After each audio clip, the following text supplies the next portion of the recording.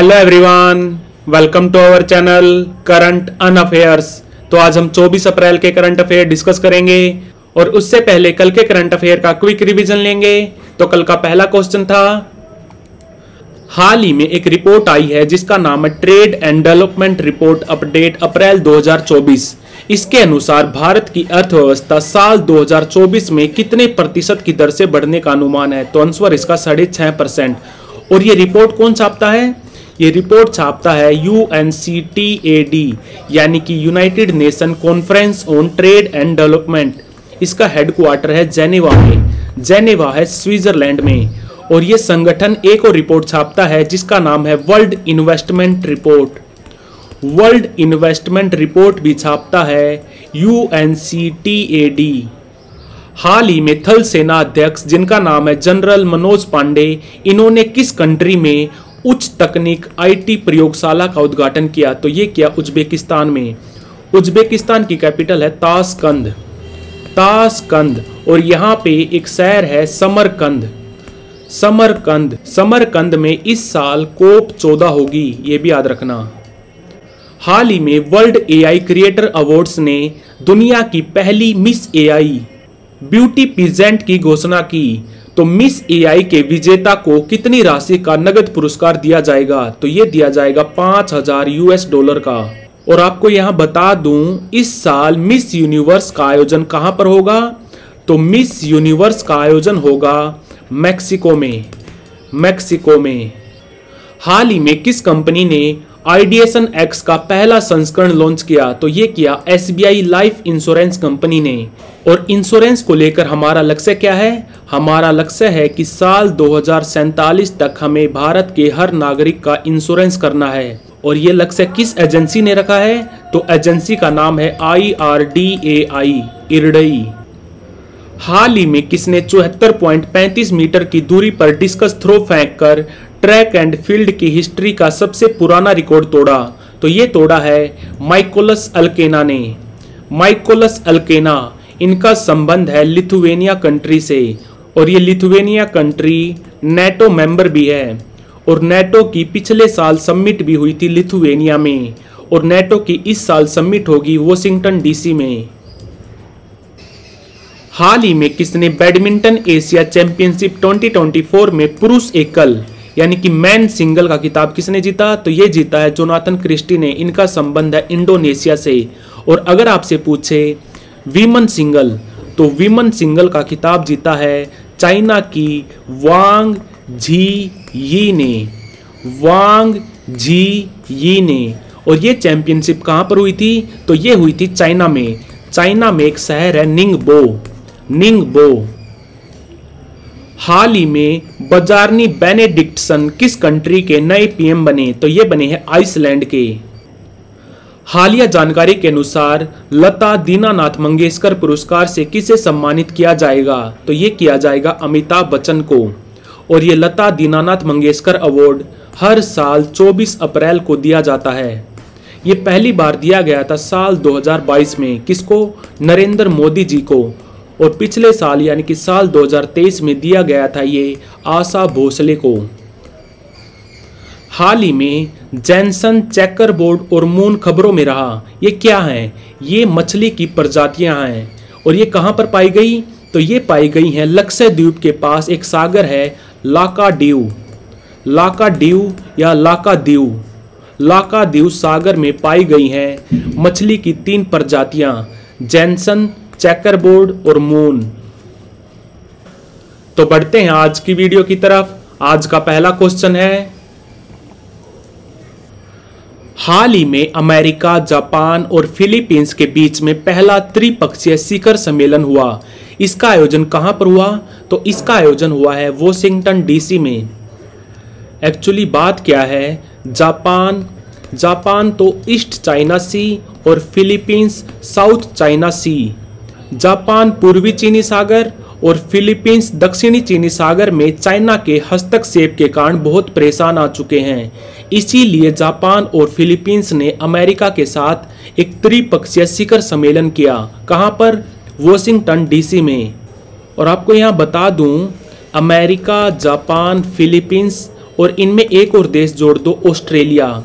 इन चारों देशों ने अभी थोड़े दिन पहले एक एक्सरसाइज की थी। कहाँ पर? साउथ चाइना सी में। उसका नाम क्या था? उसका नाम था maritime cooperative activity. Maritime cooperative activity कहाँ पर? साउथ चाइना सी में। ये भी याद रखना। तो आंसर है इसका वॉशिंगटन डीसी। हाल ही में कौन 2024 में विजडन द्वारा विश्व की सबसे अग्रणी क्रिकेटर के रूप में सम्मानित होने वाली पहली इंग्लिश महिला बन गई हैं? तो ये बन गई हैं Nat Sciver Brunt. Nat Sciver Brunt. और ये जो विजडन मैगजीन है, इसको क्रिकेट का बाइबल भी बोला जाता है, ये भी याद रखना। महिलाओं में दिया गया है नेट स्काइवर ब्रंट को, इनका संबंध है इंग्लैंड से। और पुरुषों में दिया गया है पैट कमिंस को। पैट कमिंस को, इनका संबंध है ऑस्ट्रेलिया से। और आपको बता दूं, विजडन ना बेस्ट क्रिकेटर की जगह, यानी कि बेस्ट क्रिकेटर में जो बेस्ट वर्ड है उसकी जगह लीडिंग वर्ड यूज करता है। लीडिंग वर्ड यूज करता है। तो इस साल विजडन के द्वारा वर्ल्ड की लीडिंग फीमेल क्रिकेटर बनी है नेट स्काइवर ब्रंट, और लीडिंग मेल क्रिकेटर बनी है पैट कमिंस। तो आंसर है इसका नेट स्काइवर ब्रंट। हाल ही में कौन सी कंपनी गिफ्ट सिटी जो गांधीनगर में है वहां पर ऑफिस खोलने वाली पहली विदेशी पुनर्बीमाकर्ता कंपनी बन गई है? पुनः बीमाकर्ता यानी कि री इंश्योरेंस कंपनी बन गई है। तो ये बन गई है एलियांज पार्टनर। ये कंपनी है जर्मनी की। और आपको यहाँ बता दूं, हमारी इरडई ने, जो हमारी बीमा नियामक कंपनी है, उसने 3 कंपनीज को DSII का टैग दिया है, यानी कि domestically systemically important insurance company. किसको किसको दिया है? पहला दिया है NIACL को, दूसरा दिया है LIC को, और तीसरा दिया है GIC को। GIC यानी कि general insurance corporation of India. GIC company Bharat की एकमात्र सरकारी री इंश्योरेंस कंपनी है। भारत की एकमात्र सरकारी री इंश्योरेंस कंपनी है GIC। और अभी अभी पहली विदेशी री इंश्योरेंस कंपनी बनी है एलियांज पार्टनर, जिसने अपना ऑफिस खोला है गिफ्ट सिटी गांधीनगर में। हालिया जानकारी के अनुसार लॉरेंस वोंग किस कंट्री के नए पीएम बनेंगे? तो लॉरेंस वोंग चौथे पीएम बनेंगे सिंगापुर के। तो आंसर इसका सिंगापुर। और इनकी पार्टी कौन सी है? तो पार्टी है people's action party. People's action party. और साल 2004 से अभी तक यही पार्टी रूलिंग पार्टी है सिंगापुर में। और इसके अलावा आपको याद रखना है business environment ranking. Business environment ranking में पहले नंबर पर है सिंगापुर, और इसमें भारत का रैंक है 51। और ये रैंकिंग कौन निकालता है? ये रैंकिंग निकालता है EIU, यानी कि इकोनॉमिस्ट इंटेलिजेंस यूनिट। ये कंपनी लंदन की है। तो आंसर है इसका सिंगापुर। हाल ही में कौन सा राज्य ग्रीन क्रेडिट कार्यक्रम के तहत वृक्षारोपण में अग्रणी रहा? तो ये रहा है मध्य प्रदेश। भारत में सबसे ज्यादा वन क्षेत्र यानी कि फॉरेस्ट एरिया कहाँ पर है? तो वो भी है मध्य प्रदेश में। और ये जो कार्यक्रम है ग्रीन क्रेडिट कार्यक्रम, ये लॉन्च किया था भारत सरकार ने 13 अक्टूबर 2023 को। 13 अक्टूबर 2023 को। और इसके लिए नोडल संगठन कौन सा है? तो इसके लिए नोडल संगठन है ICFRE, जो है देहरादून में। ICFRE यानी कि Indian council of forestry research education. Indian council of forestry research education. तो आंसर है इसका मध्य प्रदेश। मध्य प्रदेश रहा पहले नंबर पर, दूसरे नंबर पर रहा तेलंगाना, और तीसरे नंबर पर रहा छत्तीसगढ़। पहले पे रहा मध्य प्रदेश, दूसरे पे रहा तेलंगाना, और तीसरे पे रहा छत्तीसगढ़। तो आंसर है इसका मध्य प्रदेश। हाल ही में किस विश्वविद्यालय को सर्वश्रेष्ठ बागवानी विश्वविद्यालय पुरस्कार से सम्मानित किया गया? तो ये किया गया है महाराणा प्रताप बागवानी विश्वविद्यालय को। ये कहाँ पर है? ये है करनाल में, करनाल हरियाणा में। और करनाल में ही है NDRI यानी कि national dairy research institute, Hindi में बोलते हैं राष्ट्रीय डेयरी अनुसंधान संस्थान। और ये बागवानी होता क्या है? बागवानी होता है फ्रूट एंड वेजिटेबल की खेती।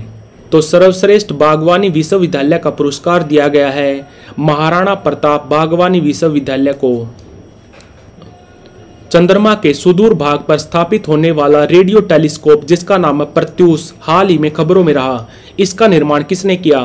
तो इसका निर्माण किया है RRI ने, रमन रिसर्च इंस्टीट्यूट ने, जो है बेंगलुरु में। ये कब बना था? ये बना था सन 1948 में। इसके फाउंडर कौन थे? इसके फाउंडर थे CV रमन जी, CV रमन। और ये जो प्रत्यूष टेलीस्कोप बनाया गया है ये हाई रिजोल्यूशन टेलीस्कोप है जो चंद्रमा और उसके आसपास की चीज़ों पर नज़र रखेगा और इसमें इसका साथ देगा इसरो।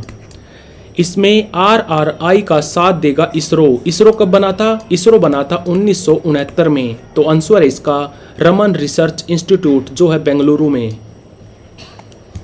हाल ही में प्रकाशित हुई पुस्तक जिसका नाम है maker of Goa the untold story of Pratap Singh Rane किसके द्वारा लिखी गई? तो ये लिखी गई है विजया देवी राणे द्वारा। विजया देवी राणे ये प्रताप सिंह राणे की पत्नी है और ये प्रताप सिंह राणे फॉर्मर CM रह चुके हैं गोवा के। और बुक से आपको याद रखना है अभी थोड़े दिन पहले डी सुब्बा राव की एक पुस्तक लॉन्च हुई है जिसका नाम है not just a mercenary. Not just a mercenary. D Subba Rao ये हमारे RBI के 22वें गवर्नर थे और अभी अभी इन्होंने एक पुस्तक लॉन्च की है जिसका नाम है नॉट जस्ट ए मर्सिनरी। ये भी याद रखना। तो आंसर है इसका विजया देवी राणे। हाल ही में किसे आर्यभट्ट अवार्ड से सम्मानित किया गया? तो आर्यभट्ट अवार्ड दिया गया है इस साल पवुलूरी सुब्बा राव को। यह पुरस्कार अंतरिक्ष विज्ञान के क्षेत्र में दिया जाता है। इस पुरस्कार का नाम भारत के पहले उपग्रह जिसका नाम था आर्यभट्ट इसके नाम पर रखा गया है। और ये जो आर्यभट्ट उपग्रह है ये हमने कब लॉन्च किया था? ये किया था 1975 में और ये अवार्ड पहली बार दिया गया था 1999 में और इस साल ये दिया गया है पवुलूरी सुब्बा राव को। तो like, share, subscribe. Thank you for watching current on affairs.